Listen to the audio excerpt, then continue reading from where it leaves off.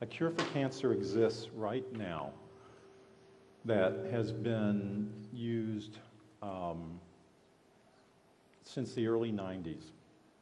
There's been a researcher named Dr. Yamamoto who's been defeating cancer with no negative side effects, with just once weekly injections that are given of a nanogram of a substance called GCMAF. It's a glycoprotein, it's a macrophage activating factor, and it's injected with a diabetic grade needle once a week because it has a half-life of 6 days.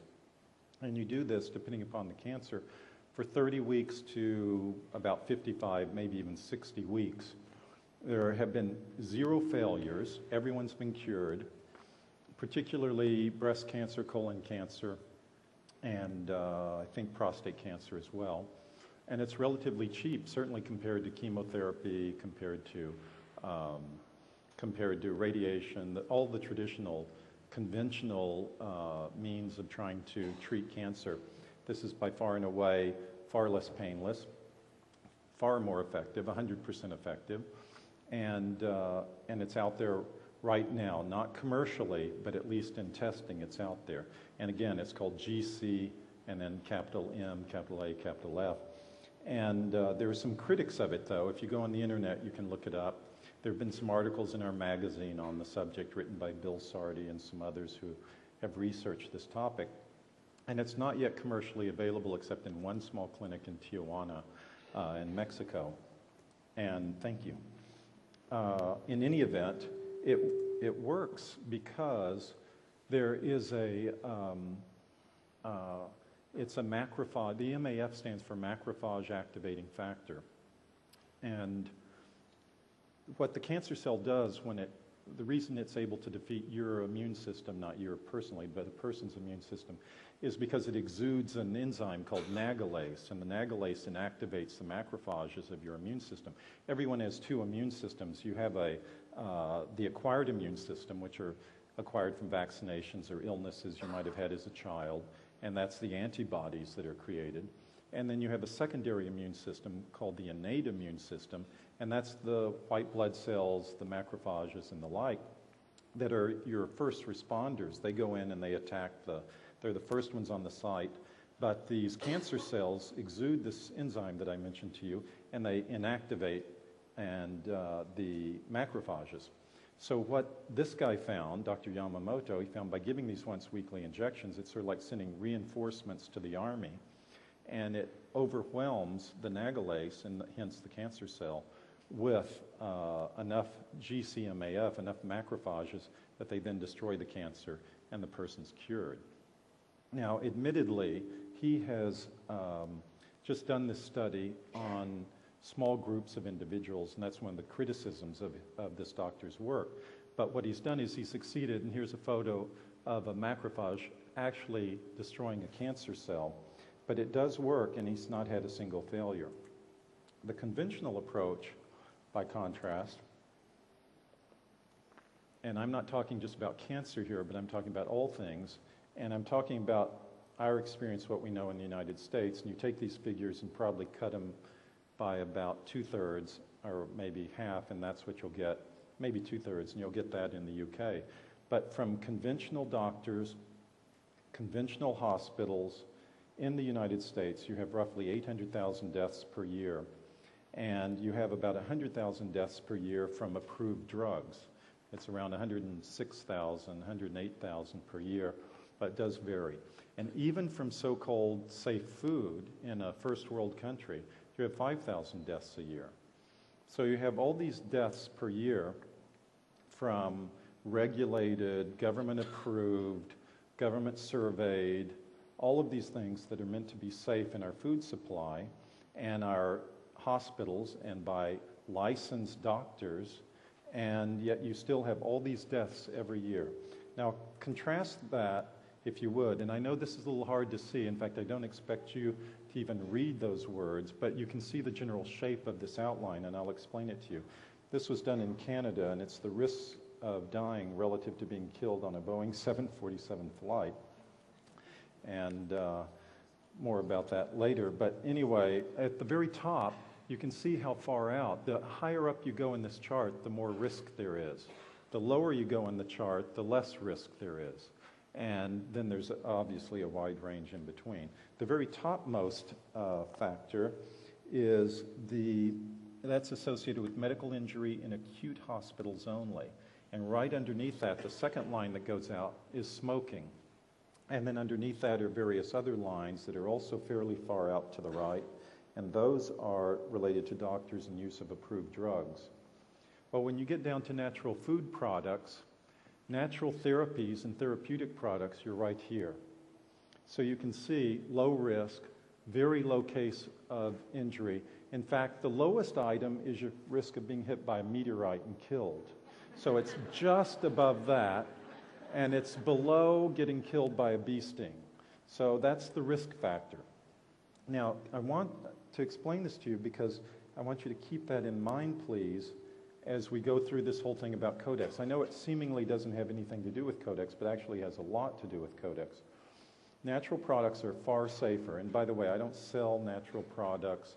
The National Health Federation is an organization of consumers. We don't represent the food industry. We represent little old ladies and men who send in their last checks from their Social Security to join us and help us in our efforts. But just using, again, the United States as an example, in a 25-year period of using supplements, there were maybe 5 to 10 deaths. It depends upon how you attribute it, because a lot of times these people are also taking drugs, and if you go to the coroner or whatever, the coroner has a bias against supplements, and they're more apt, if they can, to find a supplement responsible for the death, such as in the ephedra cases, than the drugs that the person were taking, or the obese condition they were in, or whatever else their health problem was. The wildest possible claim I've seen for deaths in the last 25 years is 75, and you compare that again with the 800,000, the 100,000, even the 5,000 for food, and you see you're dealing with already exceedingly safe products. In fact, in the United States, about 60% of the population takes nutrient supplements of some form or another. And of these supplements, probably if you add them together annually, that's about 53 billion doses. 53 billion. And in the year 2005, there were no deaths from 53 billion doses. Again, far safer than drugs, hospitals, or conventional therapies of any sort. Now, these are natural remedies that work. Again, the GCMAF for cancer. GCMAF also works evidently on treating AIDS. You have selenium, which is very deficient in British soil, so any food grown in Britain will not have much selenium in it. So you need to either take it supplementally or eat Brazil nuts to get your selenium here. And that's very anti-carcinogenic, 200 micrograms a day, very antiviral. Natural vitamin D for cancers, viruses, bacteria. Magnesium and omega-3s for depression. Resveratrol, you know, one of the major constituents of red wine, which is for longevity and also very antiviral. It's also good for maintaining hair color, as is biotin. If you take 5,000 micrograms a day, it helps you keep your hair color. Believe it or not, that's how powerful it is for helping in that respect. These are all, and this is just a sampling, by the way, and there are many of you in the audience who could tell me a lot about this, so I don't pretend to know all that there is, or even if I could, I don't have enough time during this talk to go through all the things that could work for you. It's just to give you an idea and to let you see that there are alternatives. But then you are here, or you wouldn't already think that. So maybe I'm preaching to the choir. The problem, of course, is that alternative therapies are suppressed. We were always encountering resistance in the United States. For cancer, it's only cut, poison, and burn. If you try to do any other modality, you can be put in prison. You probably heard the story of Daniel Hauser, the young boy actually, who had to flee the state of Minnesota to avoid a court order ordering him to submit to chemotherapeutic treatment. And he and his mother fled the state for California, I think it was, and then later turned themselves in. but he was to be forced to be given chemotherapy when he knew it wasn't going to help him. In fact, one of the contraindications for chemotherapy is that it's carcinogenic. And a lot of the people who undergo chemotherapy, they do not necessarily die of the cancer, but they do die of the heart condition that's caused by the chemotherapy. And then what you have with a lot of conventional stuff is they say, oh, we're winning the battle because people are living longer. Well, they aren't. If I had a couple of salt shakers, just imagine, had salt shakers. This is the conventional discovery of cancer, and then this is the date of death. Well, all they've done is they've moved this salt shaker to this level, and they say, oh, they've lived longer. Well, they haven't. They just discovered the cancer earlier. They didn't make a difference in this endpoint at all.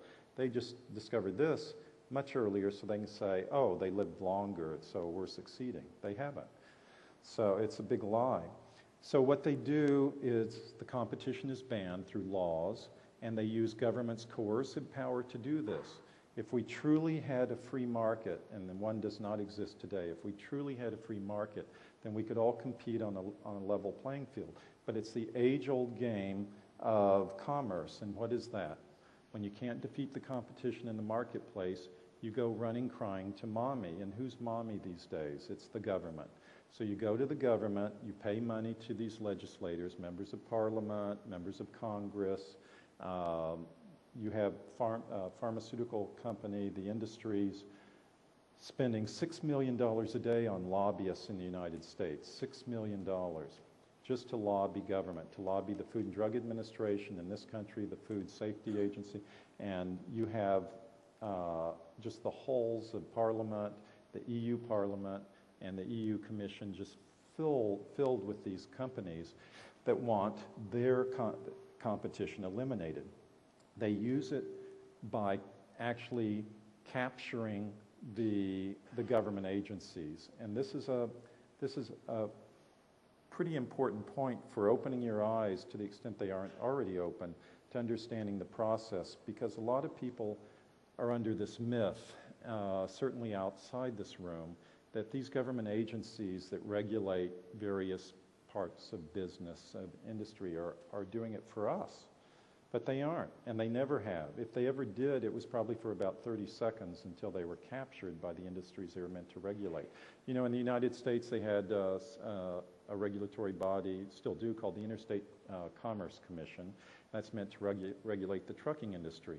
Well, the trucking industry took it over ages ago, so they operate it like a cartel.